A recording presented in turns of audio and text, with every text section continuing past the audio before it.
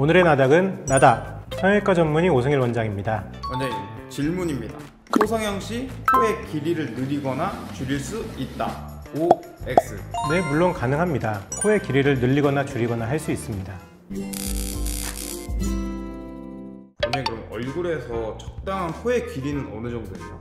이상적인 얼굴의 세로 비율은 1대 1대1이다 또는 1대 1대 0.8이다 이런 말들을 들어보셨을 겁니다. 근데 이런 비율에서 말하는 것은 코의 길이보다 중안면의 길이, 즉 눈썹부터 인중과 비주 경계까지의 비율을 보통 말합니다. 이것도 코의 길이와 밀접한 관련이 있지만 교과서적으로 말하는 코의 길이는 콧대의 가장 낮은 지점부터 코끝의 가장 높은 포인트까지의 길이를 말합니다.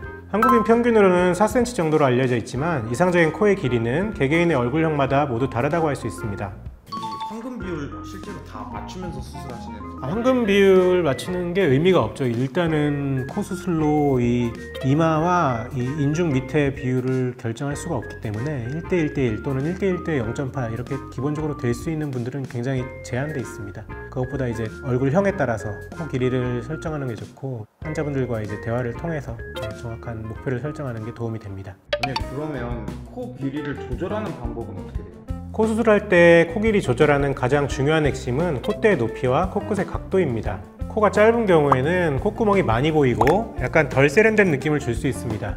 이런 경우 코 수술할 때 일단 코끝 기둥의 각도를 적절히 아래쪽 방향으로 만들어주고 콧날개를 충분히 박리해서 내려주는 게 중요합니다. 이때 비주의 볼륨도 어느 정도 충분히 가져가는 게 포인트인데요. 이 비주 부분이 부족하다면 자칫 새부리 모양이나 징징이 코 모양의 코가 될 위험이 있습니다. 그리고 마지막으로 콧대에 적절한 모양의 실리콘을 얹어서 코 시작점의 위치를 높이는 게 도움이 됩니다. 짧은 코 교정이 잘 되면 좀 더 시원시원하고 세련된 느낌을 줄 수 있습니다. 반대로 코가 너무 긴 경우 웃을 때 코끝의 처짐이 더욱 과장되게 되고 자칫 나이 들어 보이는 인상을 줄 수 있습니다. 긴 코의 교정에서는 아래로 처진 코끝의 위치를 충분히 끌어올려주는 게 중요하고 비주가 늘어져 있다면 그 부분 또한 같이 교정해주는 게 좋습니다. 긴 코에서는 콧대를 과하게 높이는 것은 좋지 않습니다.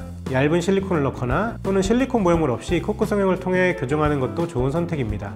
길었던 코가 적절히 짧아지면 약간 어려 보이는 효과를 얻게 되고 귀여운 느낌을 줄 수 있습니다. 원장님의 코는 긴 코가 짧은 코가요? 굳이 꼽자면 약간 화살코가 있죠. 매부리도 있고 약간 코끝 처짐도 있고 약간 긴 코죠. 저는 비중계 연골이 CT 찍어보니까 꽤 커서 수술해도 잘 될 코이긴 합니다. 코 수술하고 나이 들어 보이는 경우도 있나요?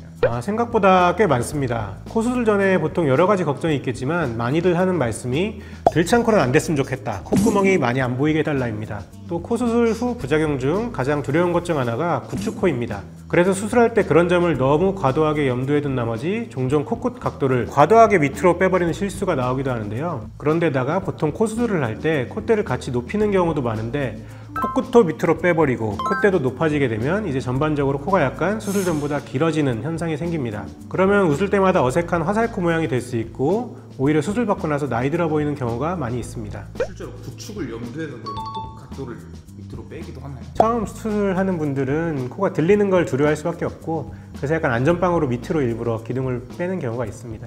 환자분들이 이제 징징이 코라고 하는데 코끝 포인트가 약간 여기 있는. 그러면 만약에 구축이 안 되면 계속 징징이 코. 그렇죠.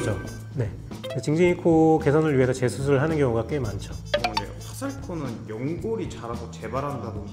화살코가 연골이 자라서 재발한다는 거는 사실 저는 잘 들어보지 못했는데요. 그것보다는 수술할 때 만들어 놓은 코끝 지지대가 약해지면서 발생할 수도 있다는 생각이 듭니다. 코끝은 생각보다 많은 힘이 작용하는 부위이기 때문에 수술 직후에 코끝이 예쁘게 잘 나왔다고 해도 표정을 짓거나 입을 크게 벌리거나 할 때마다 자연적으로 텐션이 가해져서 시간이 지날수록 코끝이 낮아지거나 밑으로 처져서 화살코 변형이 올 수 있습니다. 짧은 코는 구축이 오기 쉽다던데. 짧은 코라고 해서 구축이 잘 오는 것은 아닌 것 같습니다. 다만 짧은 코의 경우 피부의 여분 또한 모자란 경우가 많기 때문에 코끝 지지대를 과도하게 아래쪽으로 빼거나 코끝을 무리하게 높이는 경우 지속적인 압력이 가해질 수 있겠죠. 이 압력은 코끝을 들리게 하는 쪽으로 작용해서 들창코를 만들거나 아니면 코끝의 피부를 얇게 하는 문제가 발생할 수 있습니다. 적절한 코의 길이는 긴 얼굴을 짧아 보이게 할 수도 있고 돌출입이나 긴 인중을 커버할 수도 있습니다. 반대로 코의 길이를 잘못 설정하는 경우 수술하고 나서 오히려 나이 들어 보이는 코가 되는 경우가 꽤 많이 있고 반대로 콧구멍이 많이 보여 세련되지 못한 인상을 줄 수도 있습니다. 더 궁금한 사항은 언제든 댓글 남겨주세요. 지금까지 오늘의 나닥 오승일이었습니다. 감사합니다.